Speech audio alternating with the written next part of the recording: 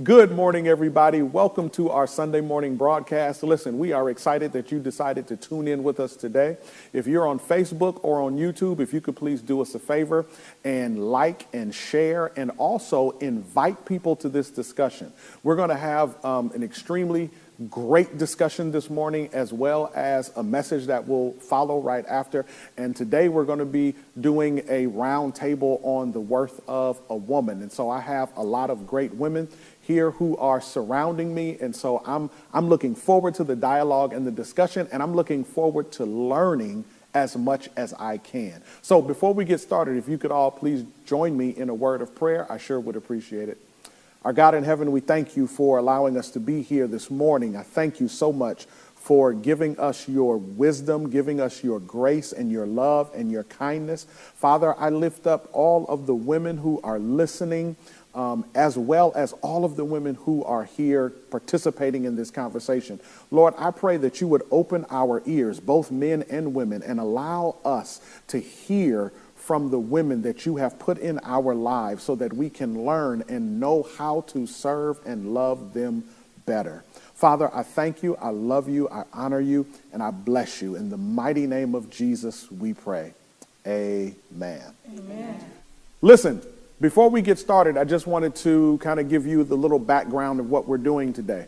We're going to have an amazing discussion about the worth of a woman. This is a part of our Upside Down Kingdom series. I did, if you recall, a couple of weeks where we dealt with men in the kingdom.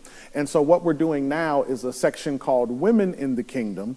And I started it off a couple of weeks ago with a message called The Worth of a Woman. And it was my attempt to go back to God's original idea and intent of what he designed, of how he designed woman, how he wanted her to understand herself, how he wanted her to understand herself in relation to her partner, the man that he created for her, which was Adam, and I wanted women to feel uplifted. I wanted them to feel proud to be a woman. Not just like a human kind of arrogant pride, but a godly kind of pride, taking inventory that God has made me a certain way, and I'm not an accident. God has made me a certain way, and I'm here on purpose to accomplish a specific task. So, ladies, that's what I was trying to do, and I hope I was able to do that. And so my question for you guys is, when you listen to the message, did it kind of lift you up? Did it help you? Did it inspire you? Did it make you feel like, you know what, like I'm kind of proud to I'm happy I'm a woman, right? Did it do that for you is my question. It did for me. Honestly, it made me feel much more valuable.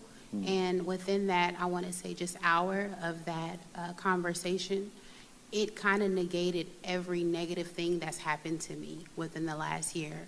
Wow. Just from that one sermon. Really? Mm-hmm. I think for me, it was more of a wake up. We get so caught up in our everyday, and we're doing things on automatic. You hear someone, give you a compliment on what you're doing and this and that. And for me, in my mind, it's always, I'm doing what I'm supposed to be doing. I always minimized myself, as a woman. I'm just doing what I'm supposed to be doing. I'm doing what I'm supposed to be doing. But listening to the series, it kind of made me, sit up in my seat a little bit taller and straighten up. And it was like, you know what? Yes, I am worthy, and I have to remind myself and instill it in myself to say that and believe it and not think and not shy away from it when you hear it.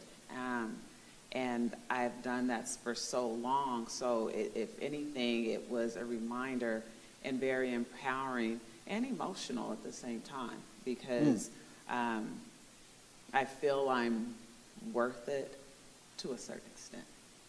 And hearing that, it was a reminder that, yes, I am. So I appreciated that.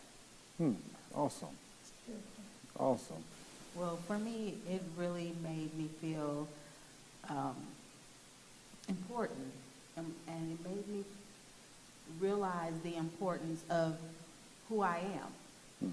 Not necessarily just as a woman, but as in all the roles that I carry and all of the things that I do. It's like he chose me. He intended for me to be. And so he did all that he did to ensure that I was crafted and wonderfully made. And he thought of me. And then when I started thinking about it, I was like, he chose me. He loved me. He valued me. It really made me feel really, really good. And like you said, it made me sit up a little taller and say, you know, yes, I'm fearfully and wonderfully made. He made me because he loved me and he cared about me.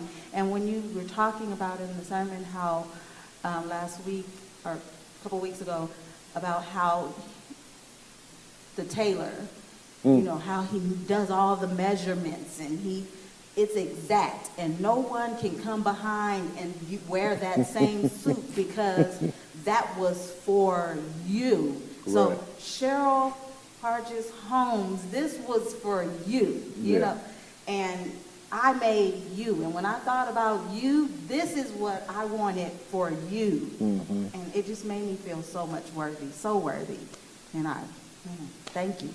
Awesome. So Shakay, you said that it made you kind of sit up a little bit in your seat, but then you followed up and then you said because you tend to downplay yourself.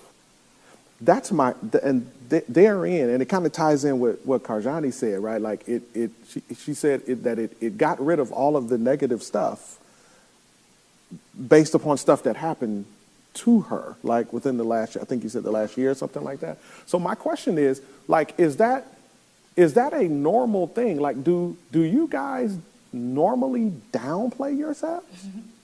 And is that a struggle?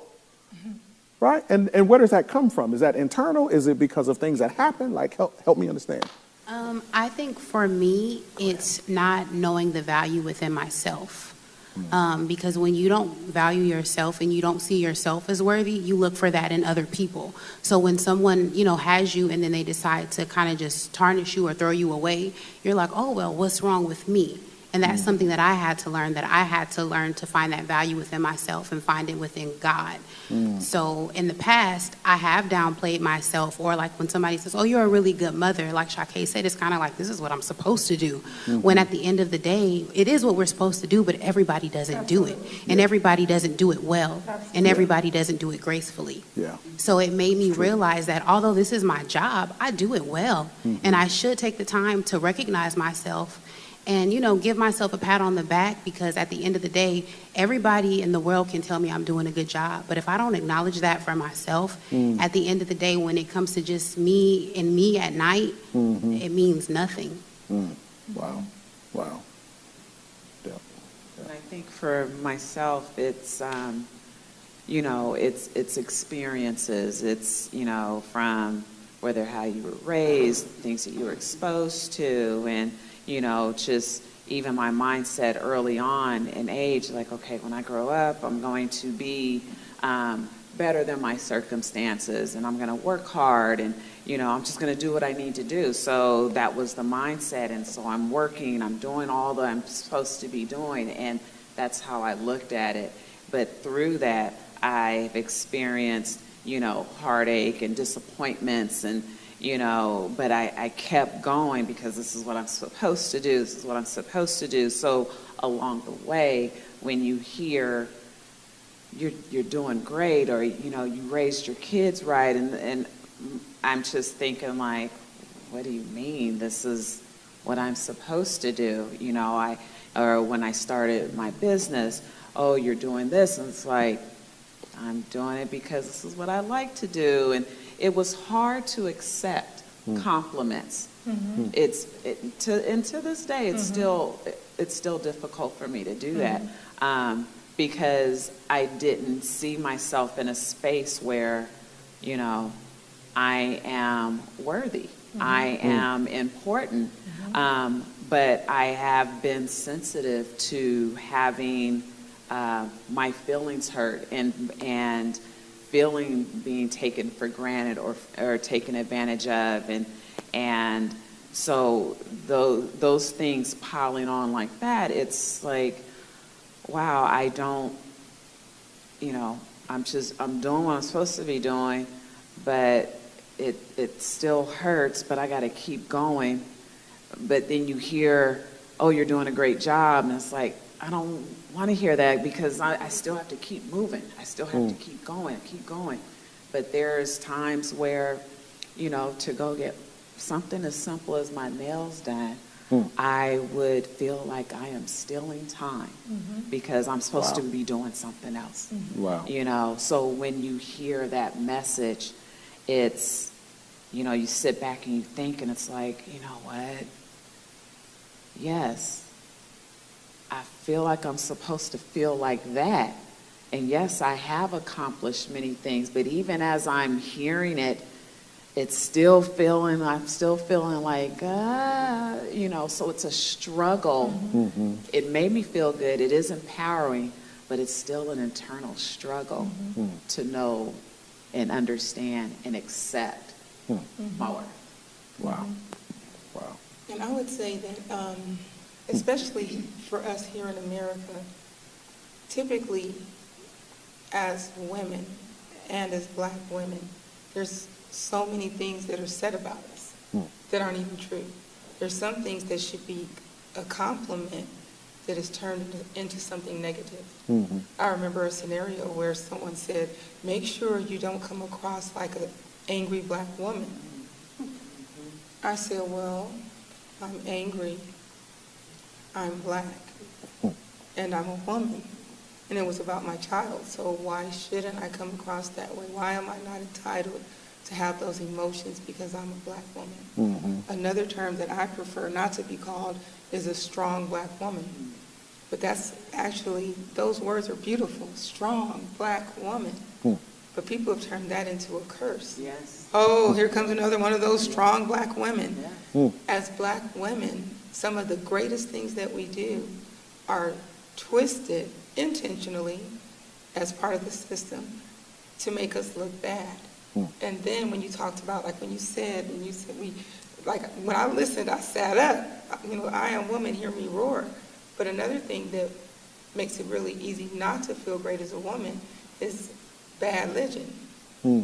So from when we're talking about theology, I've heard many pastors preach about women, and when I'm pointing to was my notes about Genesis 1, Genesis 2, Genesis 3, and the sermon that you taught. I have heard so many pastors preach things that didn't say what you said, that said something different. I've been in church scenarios where, from my opinion, it felt like women were second-class citizens. I've been in church scenarios where it didn't feel good to be a woman, whether in leadership, whether in service, whether as a member. So I think that there's so much, before we get into our own self-doubt that we carry, there's so much that's spoken ill of us for doing good things, but for being Black women. So I think that to hear that sermon, I have some real questions that I want to ask if other women caught on or felt like I did, but like I was calling folks. Did you see it? Did you hear what he said? Like, I need you to hear this, because as a woman, often people will say the Black woman is one of the least protected human beings on the planet. So first of all, that sermon protected us. It revered us. It lifted us up. And then it had the audacity to be done by a man who then also instructed other men to revere us and lift us up. And then it started talking about power structure and different things. And it spoke, not though a man said it, it spoke about what God said about us. So that was huge. It was a reminder of like, this wasn't my pastor think we were all that. It was God said, and let me tell you in what scripture, and then let me tell you the next scripture, and then let me tell you the next scripture, and then jump over here to this scripture and go back to this scripture, and so that we're clear. God created you to be a helper. And let me tell you how many times God is listed as being a helper, which means what? Being a helper is good. It was good stuff. Awesome. And then on top of that, he didn't think of me second. He thought of me at the same time he thought of Adam. So he didn't think I wasn't an afterthought. Right. I came intentionally at the beginning. Yes.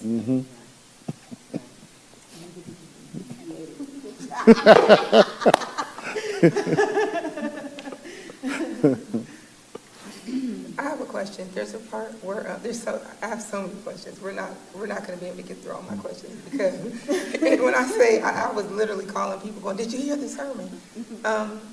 One of the things that Pastor said, he mentioned that woman is man's equal opposite. And when he said that, he started talking about what God's intent was with power within the family, how he expected a man to lead, how he expected a woman to be included. What were your thoughts on that we are man's equal opposite? What are your thoughts?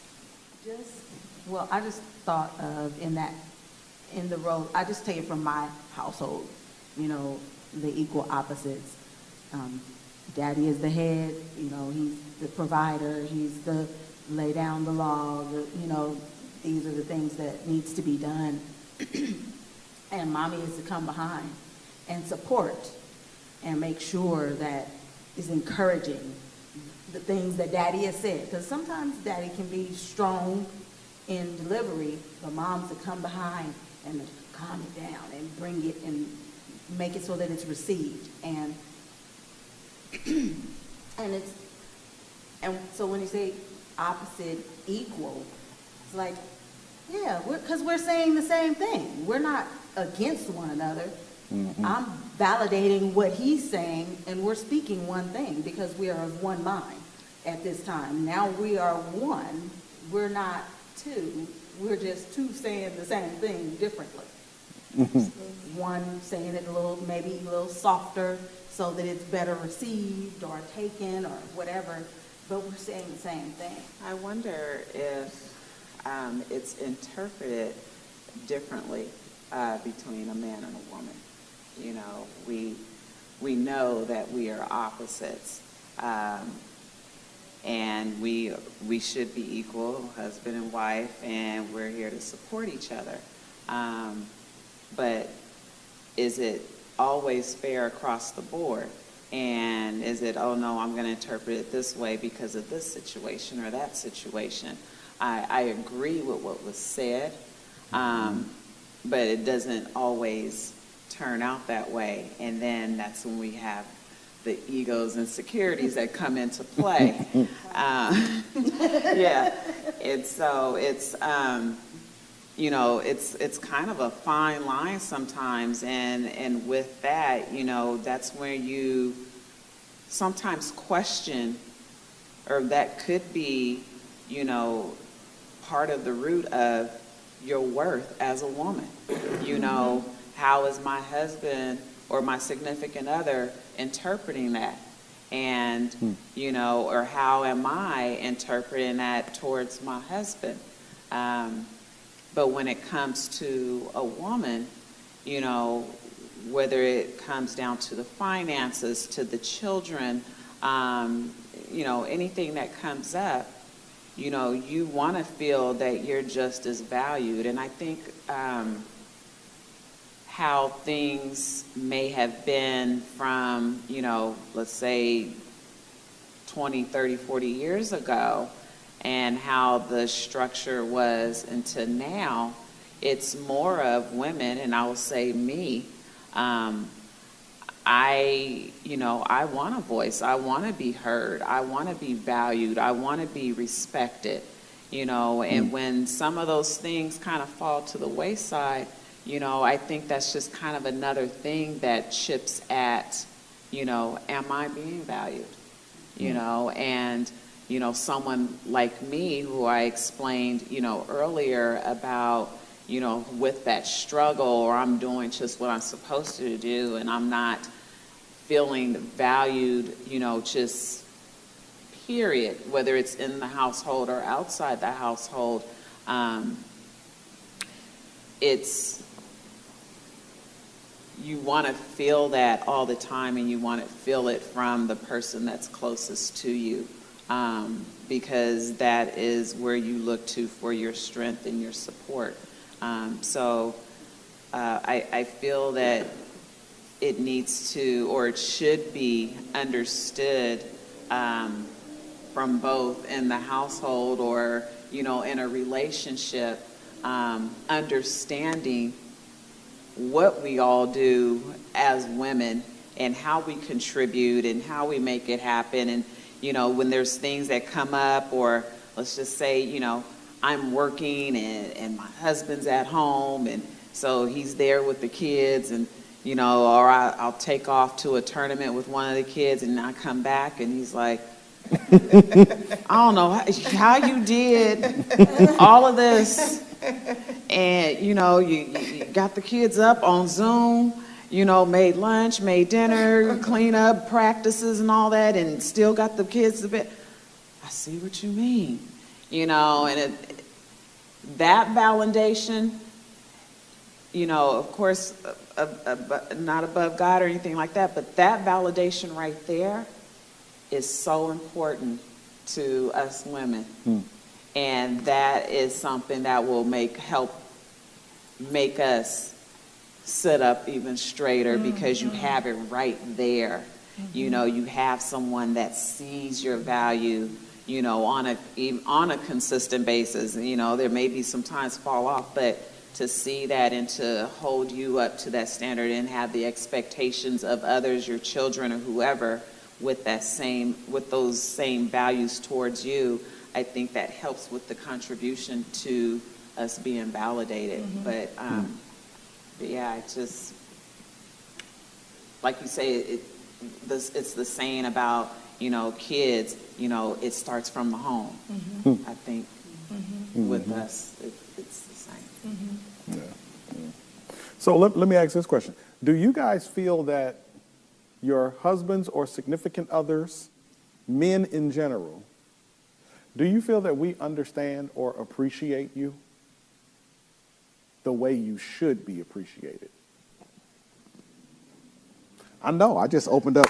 Listen, if we go, let's go there. Bow. Just listen. And that's why I gave categories, because I said your husbands, and then I was like, wait. Significant others, wait. Men in general. That way, if you say whatever you say, you don't have to go home to somebody and say, why was you talking about me at church? But when you said it, when I looked at each face, I wish I could have seen the thought bubbles. Like the faces were so, I was like, oh, please just say what you're thinking. Just say exactly that. How about you, Burgundy? No. And I don't even think it's as exclusive to just male, female. I think even, you know, it can come from children or your girlfriends or, you know, your parents or whatever the case is. I think that part of it when it comes to male, female is the conditioning that society has done. A woman's worth right now is her anatomy, how great she is in bed. It doesn't have a lot of substance. Right. So when you then engage with a woman who isn't leading with what society says is valuable, it's almost like a foreign concept. And most of the time, I have experienced things that are foreign create a very interesting dynamic. You don't quite understand it, so you don't know what to do with it. So oftentimes it's mishandled. So no, I don't think that we are valued, and I don't think it's as isolated to just male, female. I think there is an undervalued identity associated with the black woman universally. So from society down. From society down. Yes. Wow. You know, it seems like I'm from another world. You know, I know I'm older, but I think I've always felt valued. It came from my grandmother, my mom, and actually my dad too. Things in my life growing up wasn't perfect. We didn't have the perfect family, but I had strong people in my life. My grandmother she was really a strong woman. And my mom was super strong. I also grew up in a home where my grandfather died early, and so he wasn't there for a long time. My father and mom was off and on, but he wasn't a constant in my life, but he was there most of the time. Like I said, they break up, go back together. But I also was brought up with my grandmother and mom. They had, even though the men wasn't there in the family all the time, they respected the man. They respected the man as head of the household. They respected the man as a godly man. My mother and my father was separated for 20 years before they got a divorce. But when my father would come to see us, it was like he had never left the house. He was still the man. I never did hear my mom talk or say anything or belittle my father. And my grandmother didn't do that either.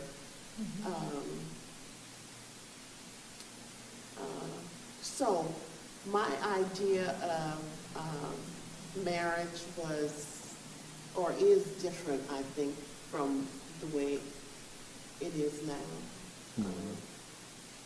So I grew up respecting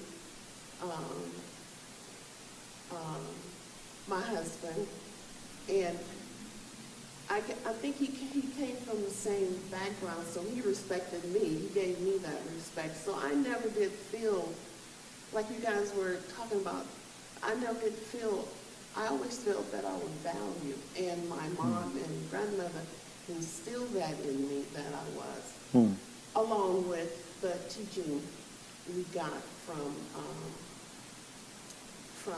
the church, because my grandmother was, and my mom was believers.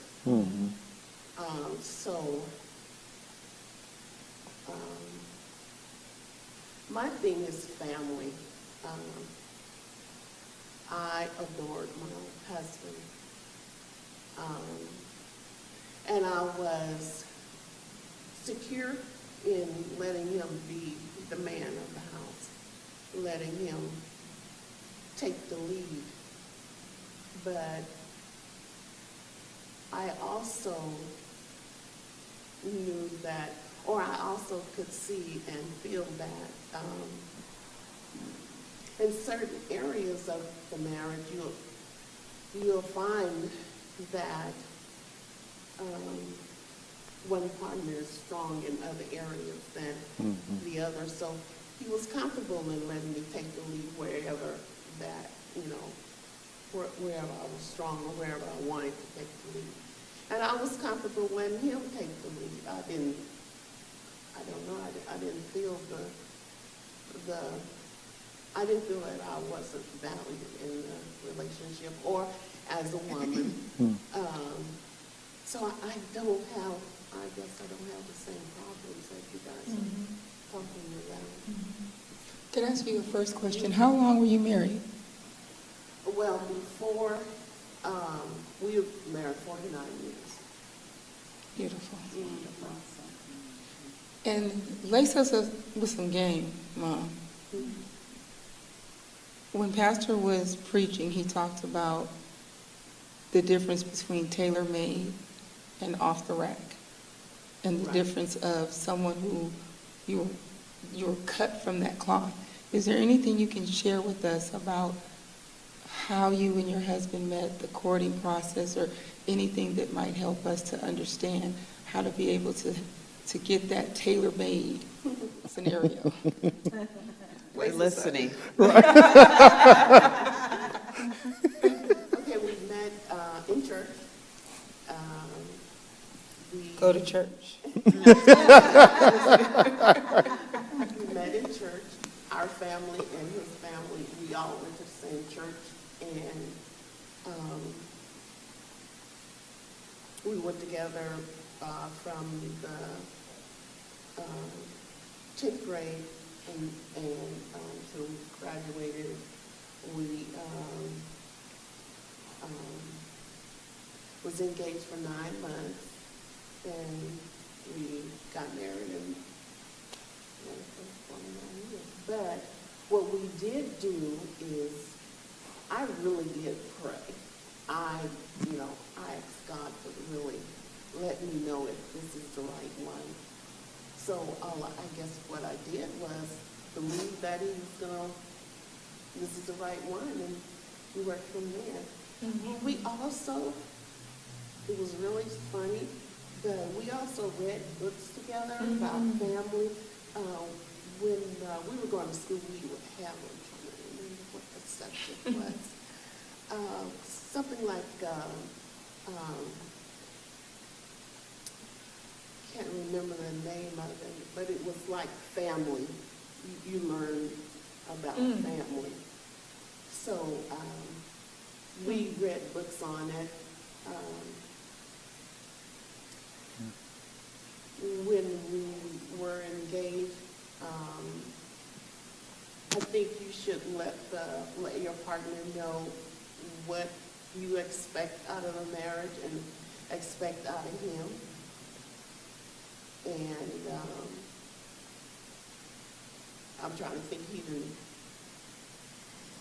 he didn't say what he expected out of me. What I found out was he was looking at me all the time. He would even say little things like, he would watch how I wash the dishes, and if I put the pots in the oven and not clean them, that kind of stuff, little stuff that you don't think make a difference, but I don't know, to him it made a difference. He wanted to see how clean I was. But those, we laugh at it, but those are the little things that really can help. I don't know, I want to say something that's profound, and,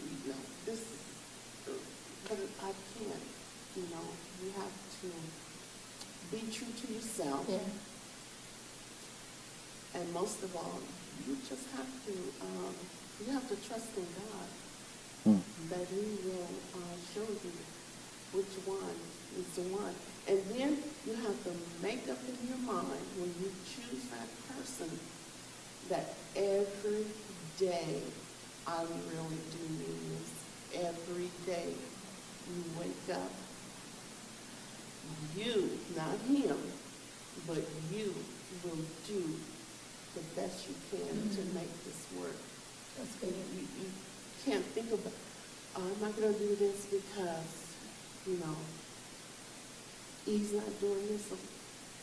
No, you have to make up in your mind that this is what I want, so I'm going to do everything that I can, no matter what he does, to make it work. And that's all you can do. That's good stuff. And if you don't mind, may I ask one more question? Sure. You said something that was huge to me. You said you grew up feeling validated. And you even talked about the fact that it wasn't that you had a traditional family and everyone was there. Can you share any of the things that your mom and grandma did that made you feel validated? Well, because both of them were strong, my mom, let's see, my grandmother, when my grandfather died, my grandmother had to go to work. And you have to understand that my grandmother was a strong woman, so she taught strong. She taught you how to do, how to talk, how to act. She told me that one thing she tell us all, respect yourself, and then you demand respect from others. You have to demand that, and in demanding that is the way you carry yourself. So I got that. That's the kind of teaching. And my mother was, our whole life turned around when my mother got shot, and she was 33. And we all went to live with her because before she got shot, we were living with our father. Like I said, it was but my mom and grandmother raised all 4 of us. She was in a wheelchair. She was very strict. My mom took care of the house. She cooked.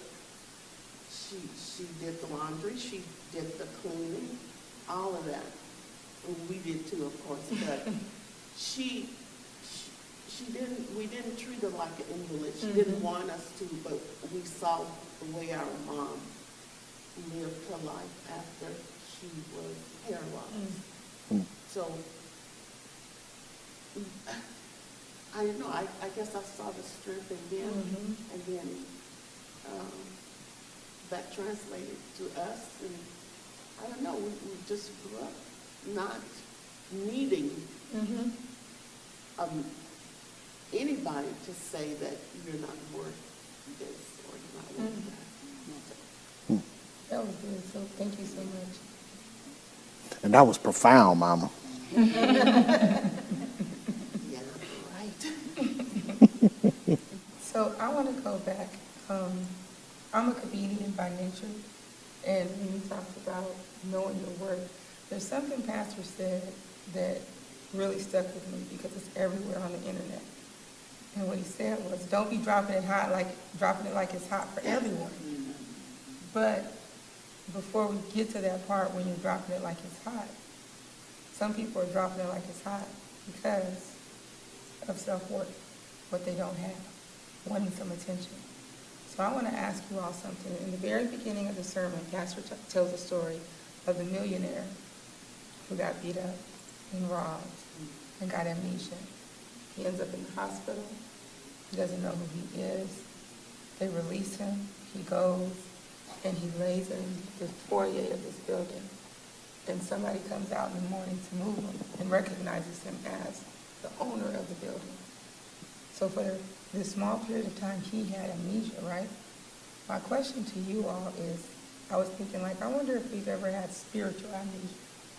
But whether it was spiritual amnesia or just amnesia in general, could you say that there have been times in your life that you didn't know yourself and it attributed to some of your decisions and things that happened, and maybe dropping it like it's hot on the internet, everybody has seen it. But would you say that you've had that experience as well? We talked about the affirmation, but before we get to that, would you say there are experiences that have made you feel like you done lost your mind? I have, and at the moment, in that moment, I didn't know that. But looking back, I'm like, what were you thinking? You say you love yourself, but the way you conducted yourself, the way you allowed that person to treat you, there's no way on earth you could love and value yourself. Because if you did, you wouldn't even be in their presence. You're worth so much more than that. So looking back, I can say that now there are some things that I did. There are people who I entertained because I didn't value myself, and I was looking for them to do it for me, when in actuality, they were treating me worse than how I was treating myself. That's good. Wow. That's good. What was the origin of that? Had you thought through what, like, kind of what got you to that place? Being broken Okay. and not taking the time to actually fix that on my own, looking for someone or some ways to mask the pain. And instead of like trying to actually make it better, like I said, I was making it worse and didn't know that until after the fact, after I was out of the situation. Gotcha. So being broken, doing broken things, breaking more. Yes. Wow.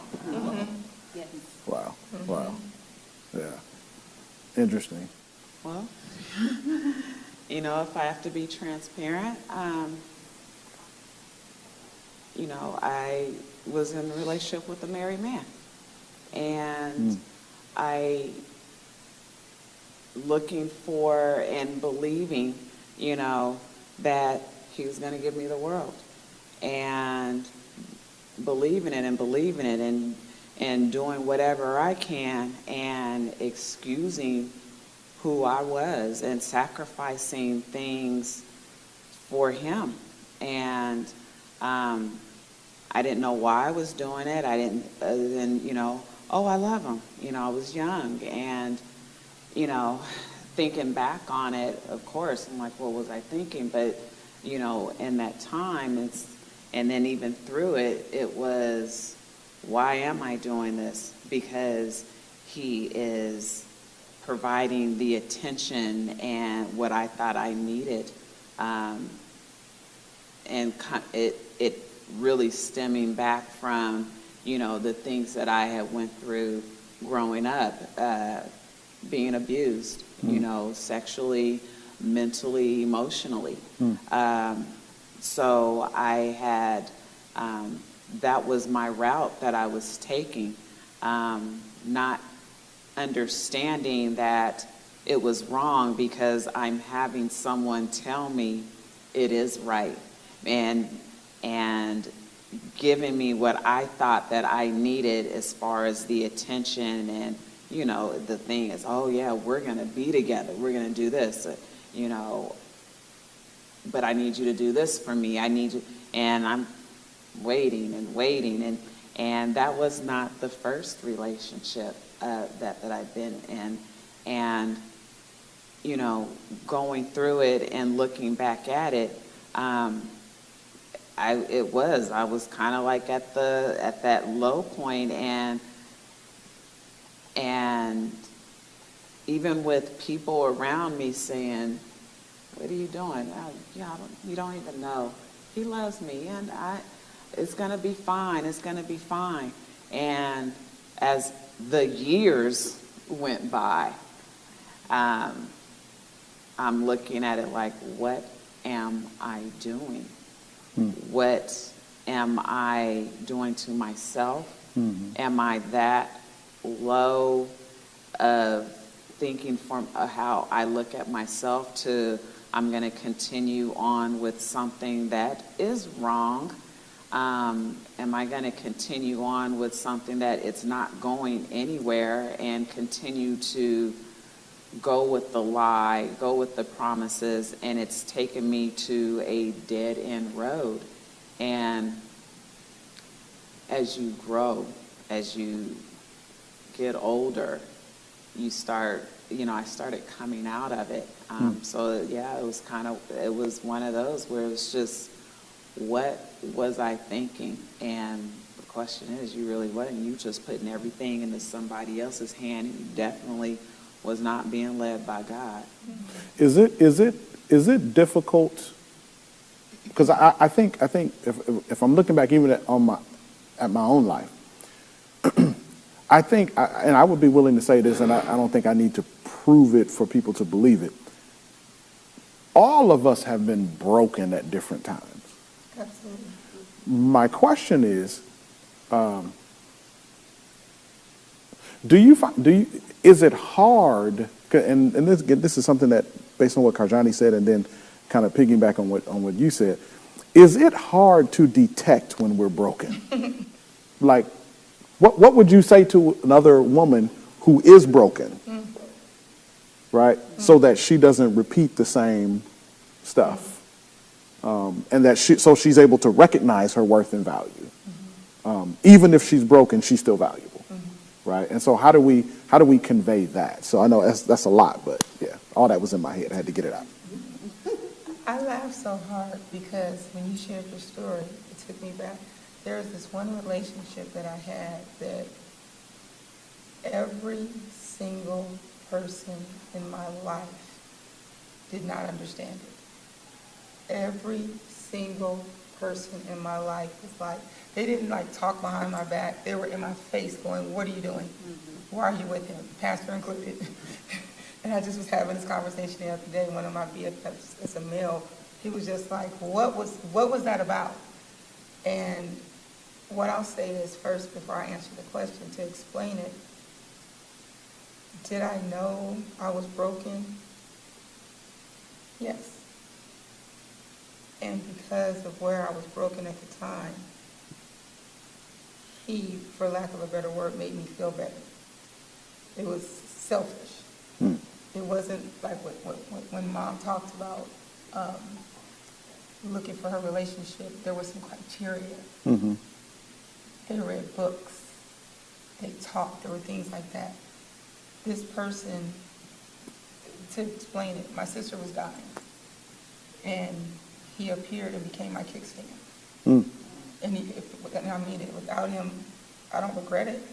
I couldn't have stood. He became so many things. It was like the opposite of what you were talking about. Like, it was like, he was like, I could boogaloo for you. What you want me to do? I can do this. What do you need? Right. Literally. What do you need? And I think it was selfish in the sense that initially I don't know if I could tell I was broken. I know I was broken about my sister dying, but there was moments in that relationship where I was going, wait a minute, I don't deserve this kind of treatment. Wait a minute, this is not me. And then I would continue because he was taking care of the needs. He was making my life easier, so to speak. It wasn't from God. I hadn't asked God. And here's the sad part to me. I was in ministry at the time. But even being devoted to God didn't stop the fact that I was broken and I needed something. And I didn't have the patience or the wherewithal to say, let me wait on God. It was an immediate resource and source, and I accepted it. And what I would say to any woman that is broken, 9 times out of 10, we know we're broken. We may not even know the why. There's moments where enough people have said something to you that makes you go, 22 people said ... to me. Maybe I better look at that and figure out if that's true. So first of all, there's usually signs outside of ourselves. And then the next piece is a lot of times we know. And what I would say to a woman that's broken in that state is, I'll speak from personal experience, I'd rather be alone and healthy, secure, in a tight relationship with God where he's pleased with me than to stay in the former state of being broken. And the way that I came out of being broken was, I feel like literally one day God woke me up, and I tell this story. It was almost like I looked to the left of me, and I just wanted to chew my arm off and slither out and get away, because it was like I became the people around me like, what are you doing? What is this? But at the time that I met him, I was asleep because I was in depression. So the other thing that I'll say to any woman, if you're going through depression, you'll hear people say, don't make permanent decisions out of a temporary situation. There's somebody there. And what I mean is your church family, your homegirl group, your book club, somebody. Exactly like somebody was saying, I think Mom was saying she prayed. What I would say is prayer is your first and best weapon. If you start praying, God's going to continually send you who you need. And here's the other thing, is what I would say, is be open. Because there are times where God will have a commercial, a TV, movie, a song, a secular song on the radio, a person, somebody might come up and put their hand on their shoulder and literally say the same thing. And there have been times where I was like, and the but doesn't matter. What I would say is, If God is speaking to you, listen. I think to answer your question, Pastor, what I would say to any woman who is broken, it kind of goes off of what Ms. Audra says about being open. I remember one night I was crying and just praying to God, and I said, Lord, I'm so broken. Just flat out like that. And I've been watching a lot of sermons. T.D. Jakes is one of my favorite. And I kid you not, maybe 30 minutes later in his sermon, he said, God has wanted me to tell you you're broken in all the right places. Literally 30 minutes after I said that right to God. So that's what I would tell any woman. You're broken in all the right places. And just because you're broken, it doesn't mean that you can't be repaired. It doesn't mean that you're not valuable. It just means that whatever has happened to you, you now can use that to help another woman. And you have a voice, you have a story. So just because you're broken doesn't mean that you're not good enough. It doesn't mean that you'll always be broken. It just means that you have work to do. And now once you do your work, it's now your job to go work on another woman and lift her up so that we can make this a domino effect, so that we can continue to tell broken women, you don't always have to be broken. And again, it's not a bad thing to be broken. Things happen. Life happens. And it's not your fault. Like Pastor said, you're not what anyone has done to you. Right. But you have to take what has been done to you and you can use it for your good. Right. Like the Bible says, all things work together for your good. So you can choose to take that and turn it around and use it as a lesson to give someone else, or you can use it to let it break you even more, but you don't have to. Yeah, that's big. That's big. You know, I just want to add to that. Sometimes we don't know what broken looks like. You know, we don't. And that was, I can say from experience, you know, you don't. You may be lost, you know that something's missing, but it's like you just can't pinpoint what it is. And it's hard to say, you know, okay, I am broken, so what do I do? Sometimes we have to really go through a fire and be brought down to our knees to say, I am broken, but we're not seeing it on the way down, you know. And that's hard. That's really hard. And then when you have, you know, when you feel you don't have anyone around that will understand, you know, you're going through this experience just with no, you know, no written book, no, there's no guidance through that. And, you know, even then, back then, you know, I was brought up through the church and everything, but it's like, I don't even know how to pray. You know, so what do I say? Or I didn't know the protocol or anything. It was just, you're going through an experience in your life, and you know, you have some sense, and it's like, okay, I know this is not all the way right, but it's going to get better.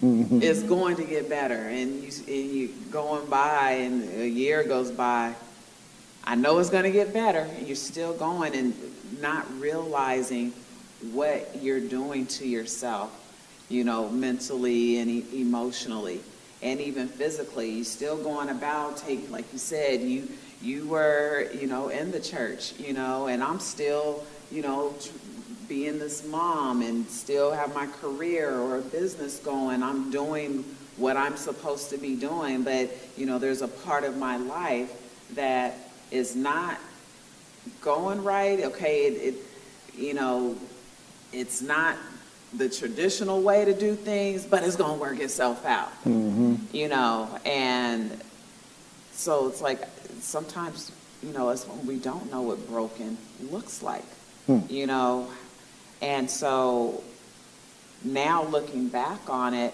what would I do different, or what would I tell other women, is to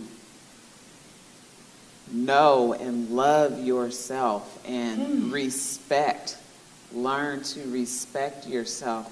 But again, then it comes back to, and I just had to throw this in there, how do you know what that even looks like if you've never seen it? You know, so knowing what I know now for back then, and for women, you know, like you said, piggyback on you, Miss Audra, to know your tribe. and you know the ones that have your best interests. Lean on them and trust them, because if you have that tribe, whether it's in the church or your girlfriends, you know, every group that you mentioned, and knowing that they are there for you, you know, listen. And I had a couple people, and you know, that was a little tribe, but even then it was, I hear you, but he said it's going to be better, so I'm going to roll with that. But, you know, so it's trust your people. Trust your people and trust yourself. Yeah. Agree with what Shaqay was saying. Like, you don't always know. And sometimes you find out as you're repeating what you endured. What you came out of or what you were in. So I don't think that you always know. I do believe that if you're weighted on the bottom where there's word, or you genuinely are planted somewhere, then at some point you will regain your conscious mind. But I believe that you can find yourself in a relationship or an engagement that does not represent your best self and be completely unaware of it, and not become aware until you are literally sharing what you went through in it. And as you repeat what you experienced is when you recognize the lack of value. Yeah. And just I want to say, and so with that, unconsciously, whatever worth we were feeling I had at that time, we don't even realize it's going away. You know, because you are now doubting yourself. You're coming into a shell, and it's like you're being taken advantage of, and it's, I'm not worthy. You know, I'm not worthy. And even then, going through that, you still don't know that you are. And like Parjani said, you know, even when you're broken, you're still worth. You still have a worth. That's and right. All broken is not bad. But when you're in it, you don't see it that way. You know, because we don't have our tools, we don't have our tools, we don't have our support or even trust ourselves to say, I'm better than this, I am worthy. We see it much later, but then you look back, because even to this day, I'll look back like, oh, what was I thinking? How could I wear it? But I don't look at it as such a bad thing now. It was a lesson. It grew me. Absolutely. It exposed myself to myself to help say, and that's what got me out of that. I'm better than this. I still have a long way to go, but I don't deserve this because I know I'm better than this. I know I am deserving of something greater. You know, it just took me a long time to get through that. Before we move on, could you say, because I'm hearing what you're saying, in that sometimes we just don't know.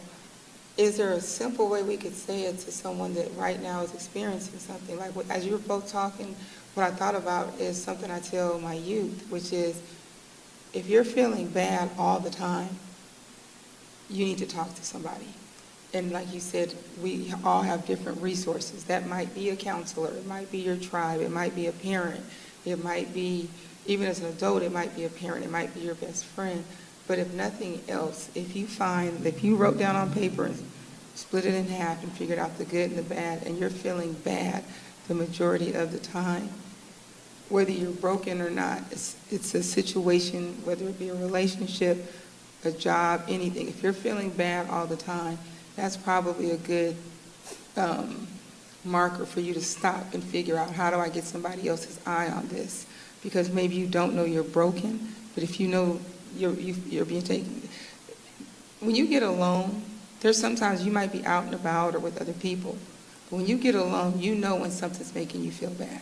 You may not be able to identify it or put a name to it, but if you're feeling bad about something a lot, what I would say is go find some sort of resource. Anybody else? I agree. And sometimes those resources come from places you would never even expect. Sometimes it comes to you. You know, perfect example. I had a moment just yesterday, and I was at work, and I had to excuse myself, go in a room, and I had to have a moment. And who was there? Fallon. And all she could do was just put her arms around me, and she said to me in my ear, "You are worthy." And when she said that, I calmed down. And she prayed over me, and she did not let me go. And just in that moment, I felt it. I felt her support. I felt her sisterhood. I felt her love. I felt her concern. I felt it all. And she just prayed in my ear, and she kept telling me, "You are worthy, and I love you, and you're going to get through this." And I believed her. I believed her. And you don't know where and when it's going to come from, but those reminders, wherever they are, and when it's being told to you, believe it. Believe it. Because people see your worth. We have to see it too. Does it help to have constant reminders of things? And I'm not asking it from the standpoint of being like being needy, or not asking it from the standpoint of I just like somebody needs to validate me every day. I'm not saying it that way. I'm saying it from the standpoint of, and again, I'm thinking of it from a male standpoint. Men, in terms of how we think often, is sometimes we can be kind of lax on the appreciation and, Absolutely, yes. saying that. Go on. Okay, all right, listen. And so I'm just, I'm trying to help the brothers, because, so again, we could be kind of lax on it, and I think it's because for a lot of us, it's not that we're not appreciative, but we show appreciation different, and we may not be showing it in the way that you need it. And so my question is, like, so if you're talking to your significant other, how would you like for that appreciation to come? Or would that be individual per person, you think? Or are there some general things that you think you would say, nah, we like this, right? As women, we tend to like this, or we tend to like that. What would you say? I would say, and like I was saying, I don't want accolades. I don't want to say, babe, you're doing a great job. I don't want to hear all that. But I think every once in a while, and it's not more so when I am doing something great, it's when I'm maybe going through something. And even though my husband knows that I'm going through something, but to hear him say, "I'm sorry that you're feeling this way. Please let me know," or "I'm here for you if you need me," for anything or tell me what you want me to do. That right there, it goes a long way because I know that he sees me. Even though he sees me, but it's more of, all right, she going through something, so let me just go on and sit over here. It's acknowledging it, and it lets me know that he cares. Even though I know he does, but to say it, whether it's anything, it helps. It does help. It Gotcha. does help. It knows that, okay, he knows that I'm not, even though I am Superwoman, but, you know, I am still human. I have feelings, and I would want to hear that he is there. So I think, or just, you know, even through the pandemic, it's, you know, I would see on Facebook sometimes doing a sister check-in, or I'm checking on my strong sisters, tap in, you know, I welcome that. Gotcha. Because a lot of times people think strong people, in particular strong black women, they think we got it together. And they don't check on us. You know, and so even if I get a phone call or text, hey girl, hey, checking on you, I'm like, oh, you know, you're cool, thank you. Thank you, I'm good now, thank you. Gotcha. You know? Gotcha. Because a lot of times we're going through, but we're that strong source for everybody else. But a lot of times we don't get that back. It's never reciprocated. So while I'm making sure that everything's taken care of at home, I'm making sure that everybody else is okay, honey and kids and work and friends and anybody I see on the street, and I'm throwing, you know, and I'm a hugger, and you know, I so the pandemic is throwing me off. But anyway, it's a whole nother story. But you know, so I mean, I'm always there, you know, and I'm always making sure everybody else is okay. Sometimes it's like, do anybody see that I just need? I mean, can somebody see that maybe I was okay yesterday?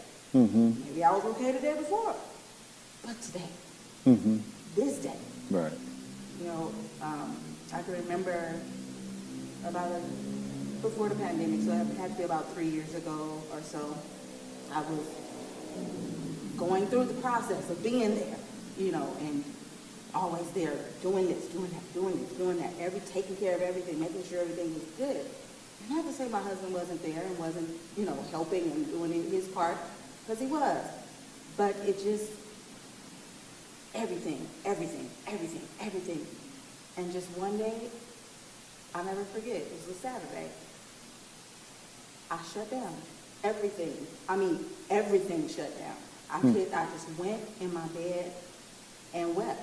I couldn't speak. I couldn't talk.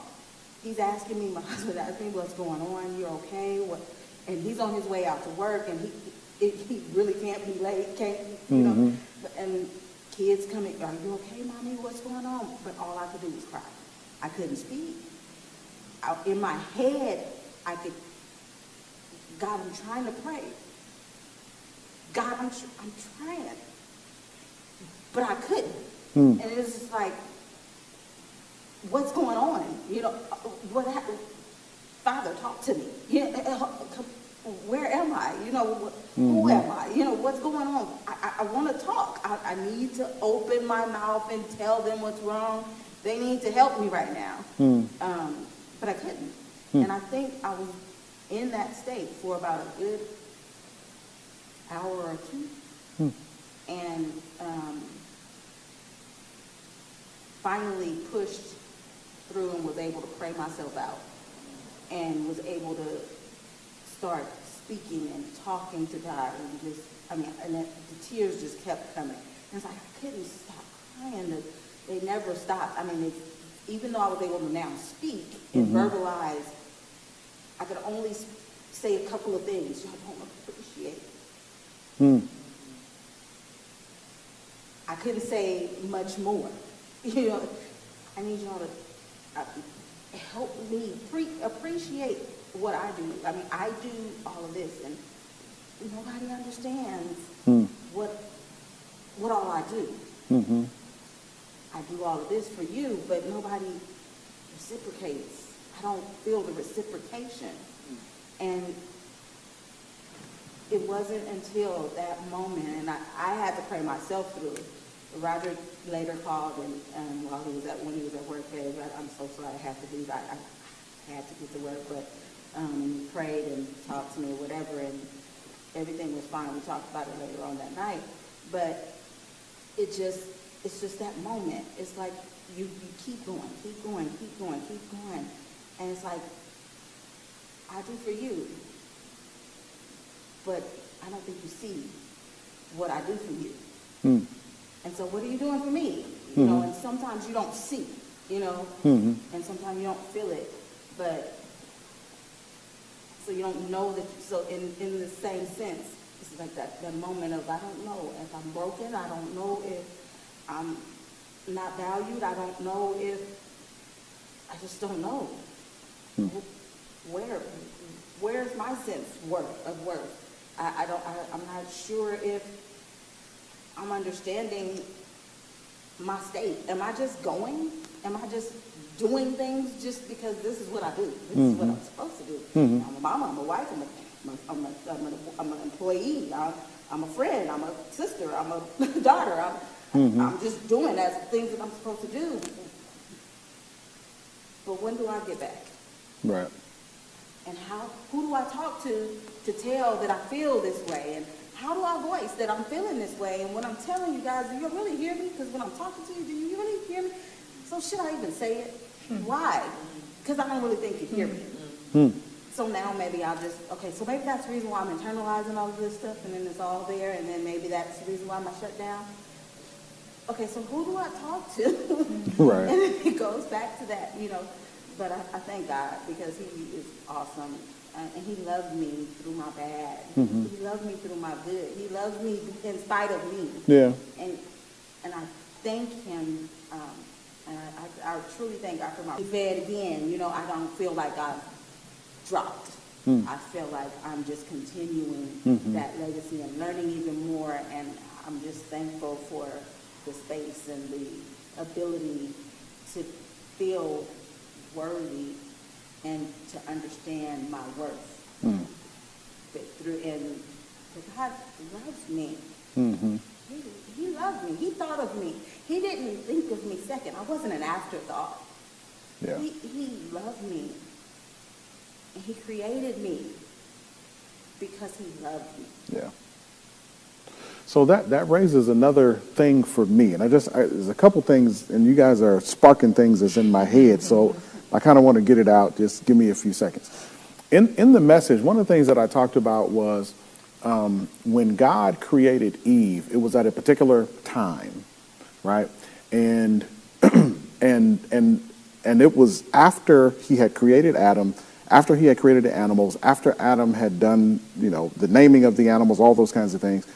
And then God says in Genesis 2:18, it is not good for the man to be alone, right? And that was the first time you hear not good in the text.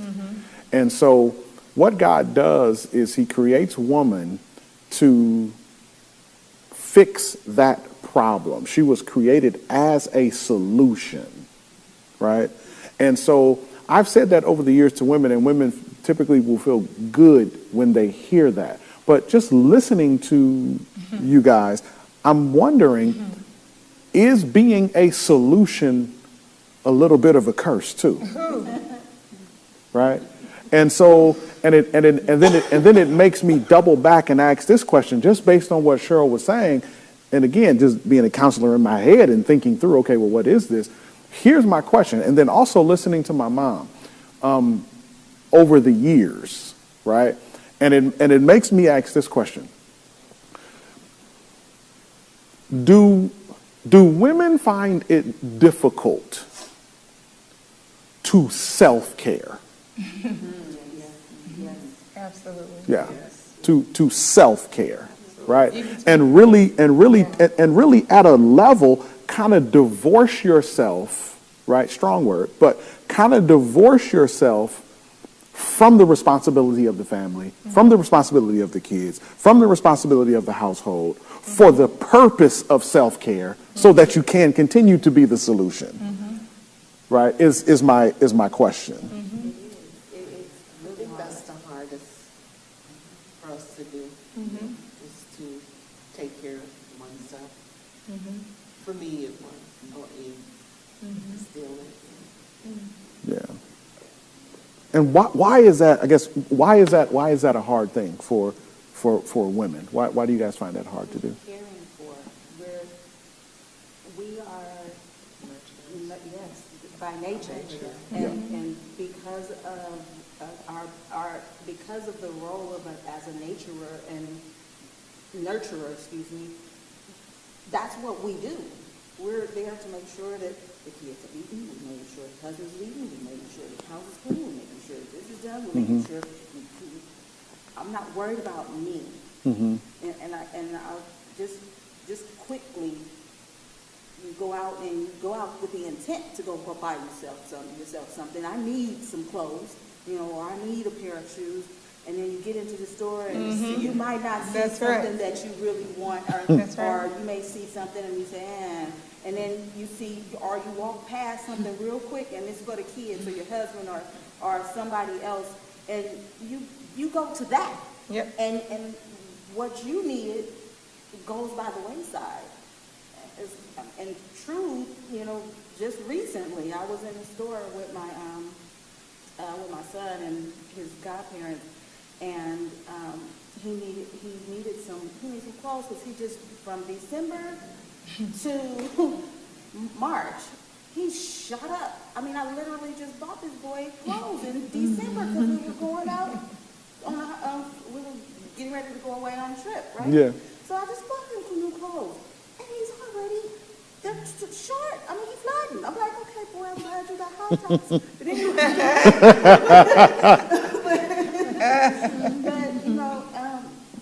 I was asking him which pair of pants do he want. He said, well, I want both. I said, well, I don't want it for both. So you can get this pair because I had me a pair of shoes in basket because I needed a pair of shoes to go with something I needed. And so I want both.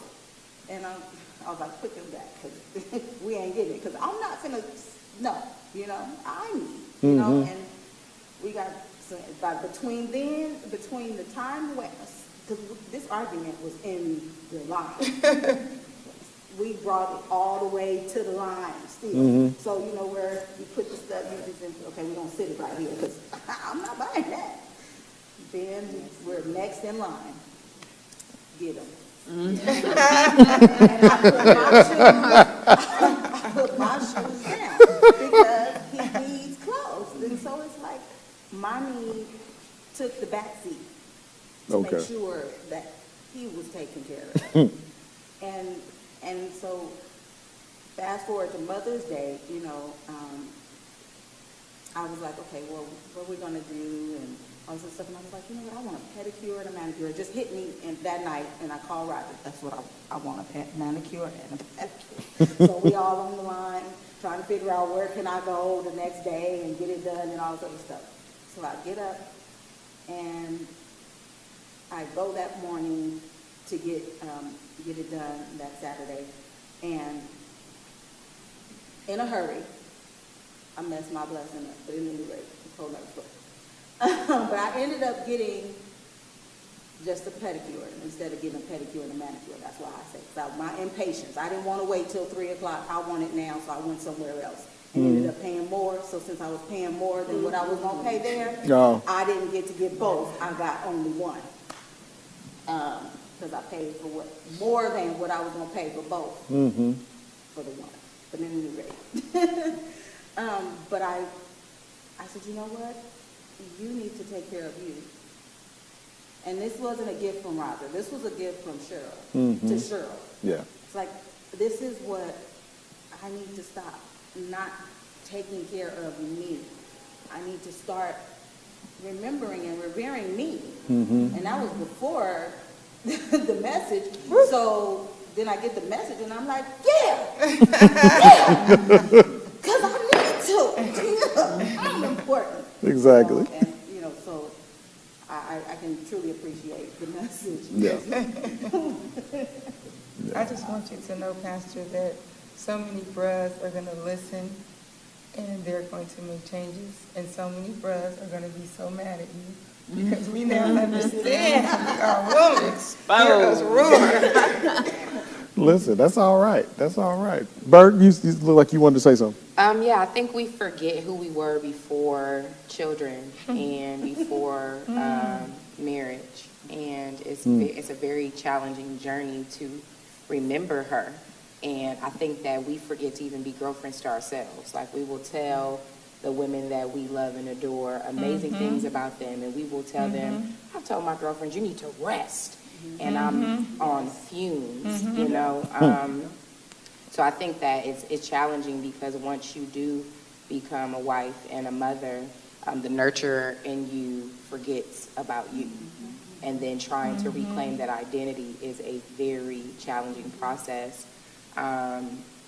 I am now divorced, and my children go with their father every other weekend.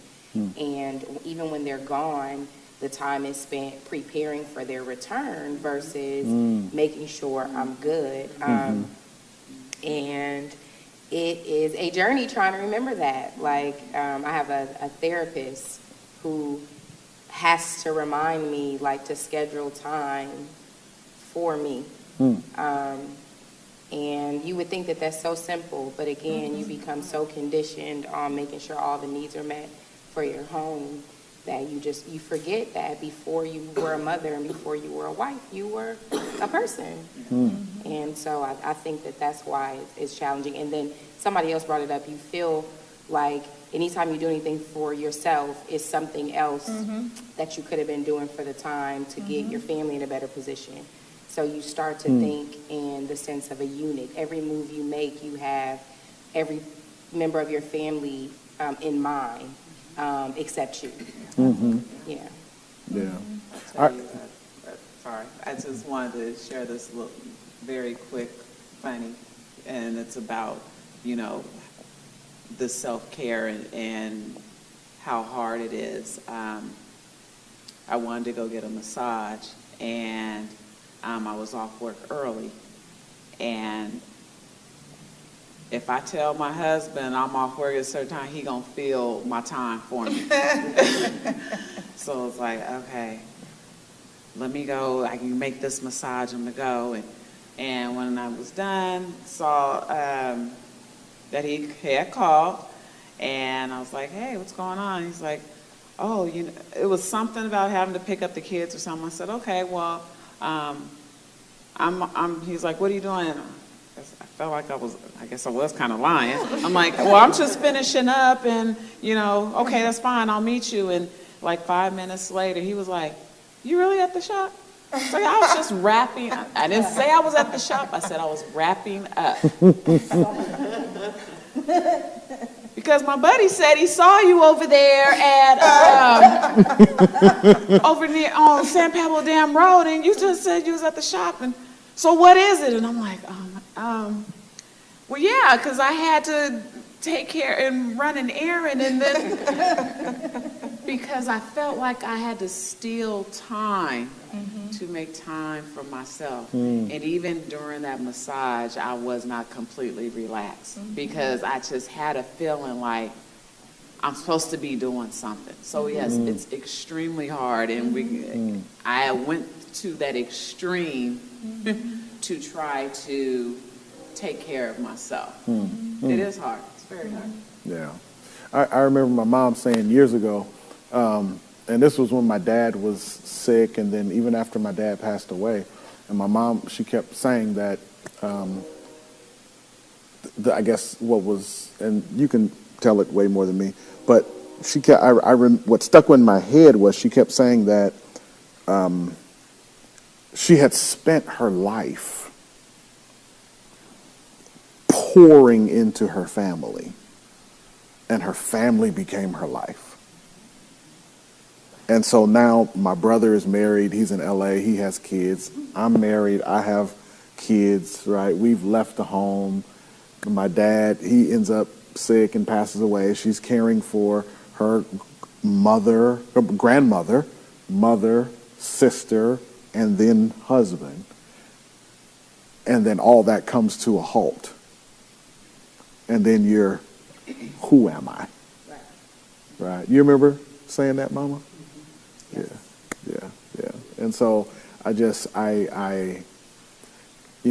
so me and my brother, we're always trying to, tell my mom, like, okay, listen, tell us whatever you want to do and we gonna do it. Like, you want to go, where you want to go? Here's your tickets, right? And so we want to, our goal is to make sure that Mom doesn't have to think about or worry about anything, right? Do you feel that? Oh, yeah. Yeah. Okay. Sean is working.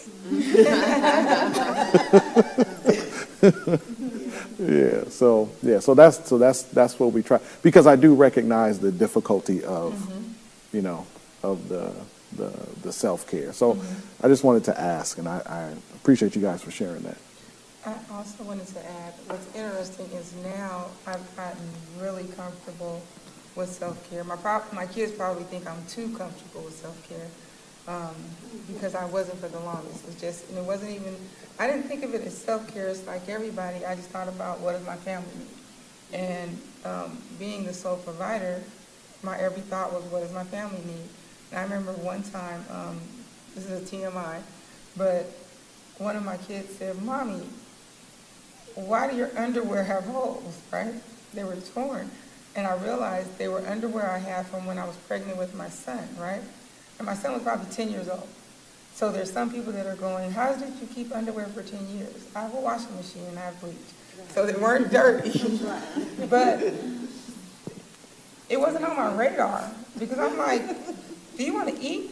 Like, what do my underwear have to do with anything? And then I read this article, and from there, things changed. And it said that if you want your children to treat you a certain way, you have to teach them and train them how to treat you and how to take care of you for Mother's Day. So every Mother's Day, people will go, your kids get you the best gifts, and they're so expensive. How do they do that? I would give my kids the money, and I would say, I want this, I want this, I want this, or something to this, and they would go to the mall, and they would figure out, and they would come back, and they would literally, every Mother's Day, unless they didn't have it, I got what I wanted. Now, in that instance, I was able to say, I wanted this. That was it. So what I'll say now is, it goes back to, is it God's way or our way? If God tells us we should have a Sabbath, if God tells us we should have rest, there's all these things that God, like even now, the reason that I'm so adamant about my self-care is I have medical conditions. So I get regular massages, I have a trainer, I'm stretching, there's all these things I'm doing, and I believe it's from my meditation and quiet time with God, because He's instructed me to do certain things so that I can live longer and have a mobile and better life. And I almost think that, like when you mentioned it first, the first word I thought was guilty. I would always feel guilty to do anything. Now, Mother's Day, I didn't. That's because I read the article. But for anything else, I would feel like, well, what do they need? I would literally, there's times when my kids would say, go buy yourself something. Not Mother's Day, when they got older and had money. Go buy yourself something. And I would go to buy me something, and I would come back with stuff for them. So I don't even know if it's maybe just learned behavior, but what I would say is I believe it's absolutely godly for us to take care of ourselves, like they talk about on the airplane, so that we are who God.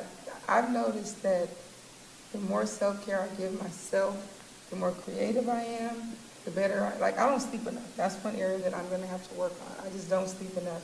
But other than that, I'm working really hard to be obedient to taking care of myself so I can do whatever ministry God has for me to do. So I think we're naturally guilty.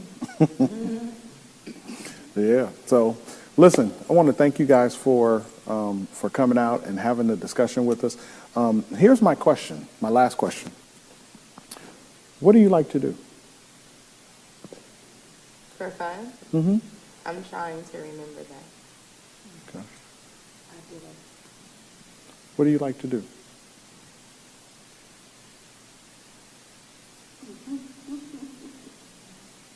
Outside of spending time with my family. I don't know. What do you like to do? I too, like you all, it's been so long since that's been, when somebody asks me, what do you want to do? What do you want to do for your birthday?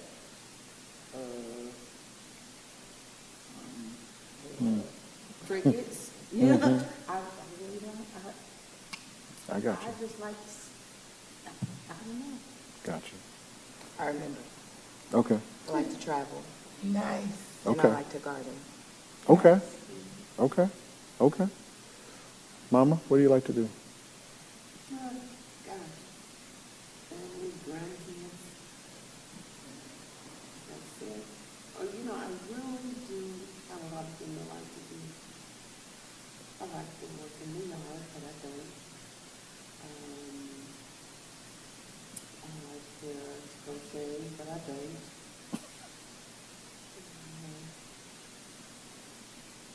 Let's see, that's about it. Okay. Can't think of the others. I got Keep you. my memory back, but- I would like some of that. That's too. what I would like to do. Got I you. would like that. Karjani, what do you like to do? I like to sing. Yeah. Okay. All right. So here's what I'm gonna do. Okay. What do you like to do? I like to eat, and I'm enjoying this new thing called massage. Okay. All right. All right.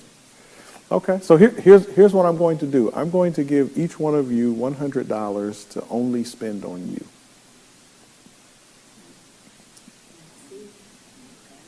You can't spend it on you can't spend it on anybody else. You cannot give it to anybody else. You cannot pay a bill with it. You have to spend it on you. Is this real money or spiritual money? Like, this doesn't feel real. Everybody's like waiting for the, I'm waiting for the rest of. It's real money. And so each one of you, and again, yeah, I'm going to give you $100, and you have to spend it on you. Putting it back in the churches. Spending Nope. Nope. Church don't want it. On you, Mom. On you. No, church don't want it.